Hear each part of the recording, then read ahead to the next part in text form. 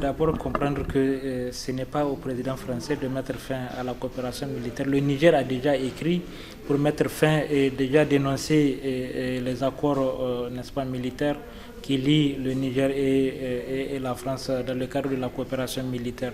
Donc ce n'est pas nouveau chez nous. Le Niger a déjà pris le devant sur cette question. Et c'est le Niger d'ailleurs qui a demandé la fin de l'opération militaire française sur notre territoire. Maintenant, dans sa communication, il a parlé de l'ambassadeur et vous savez pertinemment que ça fait déjà quelques semaines que les autorités militaires à Niamey ont demandé à l'ambassadeur de France à Niamey de quitter le territoire nigérien parce qu'ils l'ont récusé du fait de son ingérence, n'est-ce pas, dans les affaires intérieures de notre pays. Ils se sont entêtés, ils ont voulu en tout cas jouer au gangstérisme et finalement ils ont compris qu'en face de la détermination du peuple nigérien d'abord et du CNSP, ils n'ont autre choix que finalement de trouver une issue pour permettre à l'ambassadeur de pouvoir quitter.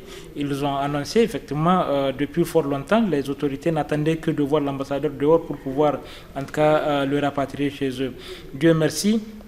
Si aujourd'hui, plusieurs semaines après, ils reviennent sur la même position, ils reviennent sur la question et même de négocier avec les militaires qui hier seulement ils disent ne pas reconnaître leur autorité, dire qu'ils vont négocier avec les militaires d'abord pour le rapatriement de l'ambassadeur à Paris, mais aussi le mécanisme, n'est-ce pas, de départ des troupes françaises ou des militaires français sur le territoire nigérien.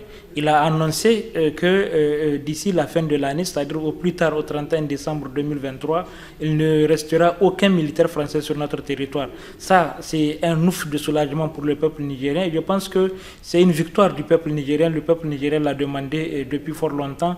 Le CNSP a appuyé en tout cas la volonté du peuple nigérien. Et aujourd'hui, si eux-mêmes ou lui-même, le président français, reconnaît qu'ils n'ont plus, en tout cas, de raison d'être sur notre territoire, du fait qu'il n'y a plus de coopération militaire entre les deux pays, je pense que nous ne pouvons que nous réjouir et nous ne pouvons que saluer la détermination du peuple nigérien et encourager le peuple nigérien à rester, en tout cas, vigilant, parce que dire qu'ils vont prendre tout ce temps-là pour partir, c'est encore autre chose. Et nous connaissons pertinemment les subversions, n'est-ce pas, du gouvernement français. Et pour nous, nous n'allons pas tomber dans ces erreurs-là. Nous demanderons, en tout cas, et au peuple nigérien, au CNSP, de créer les conditions de pouvoir encadrer le départ, en tout cas, de ces forces dans les plus brefs délais.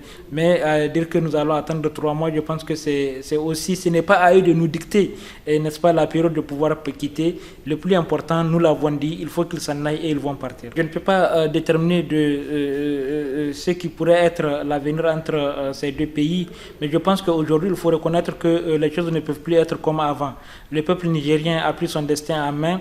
Les autorités nigériennes, qu'elles soient militaires ou civiles qui viendront après la transition, ne peuvent pas avoir le même comportement que les gouvernements précédents qui se sont succédés et du comportement qu'ils avaient et de la faiblesse qu'ils avaient vis-à-vis de la France. Aujourd'hui, je pense que depuis les événements du 26 juillet passé, vous comprenez que le peuple est déterminé à mettre fin, en tout cas, à cette subordination vis-à-vis de l'ancien colon qu'est la France. Eh bien, les choses ne peuvent plus être les mêmes. Ce qui est sûr, la France, même si elle doit revenir encore au Niger, dans tous les cas, la coopération n'est pas cassée entre nos deux pays. Mais même si on doit reprendre la coopération, ça sera d'une autre manière. Et je pense que ça sera dans le cadre du respect mutuel entre pays, entre la France et le Niger. Ce n'est plus une affaire entre individus, tel que le président français veut nous le faire comprendre que c'est une affaire entre lui, président français, et le président de Bazoum. Ça ne peut être qu'une relation entre États. Et je pense qu'à partir de ça, il faut qu'on comprenne que les États doivent se respecter et que chacun respecte l'autre tel que en tant que partenaire et non en tant que en tout cas maître ou en tant que subordonné. Non, écoutez, je pense que si même on a pris du temps à mettre fin à cette question d'insécurité dans notre pays, c'est effectivement en partie du fait de la présence de ces militaires qui, depuis 2013, étaient depuis que les événements où le djihadisme a pris une certaine proportion dans notre pays, se sont retrouvés sur notre sol. Mais pendant plus de 10 ans, quelle est la plus-value de leur présence au Niger et quelle était la coopération entre l'armée française et l'armée nigérienne? Je pense que si même la situation s'était dégradée à un moment, c'est parce qu'ils avaient contribué, l'armée française avait contribué à dégrader en tout cas la situation sécuritaire. Aujourd'hui, l'impact que cela pourrait avoir, à mon sens, avec la création de l'AES, l'Alliance des États du Sahel, les militaires nigériens en collaboration avec les militaires maliens et burkinabés ne peuvent que conjuguer leurs efforts pour pouvoir éradiquer en tout cas définitivement l'insécurité dans cette zone ou cette partie du Sahel. Je reste convaincu que le départ des militaires français n'aura aucun impact en tout cas sur le travail de nos militaires. Nous sommes confiants que nous avons des braves militaires et nous les connaissons, les militaires nigériens, à travers leur bravoure, et je suis convaincu que les jours à venir nous édifieront.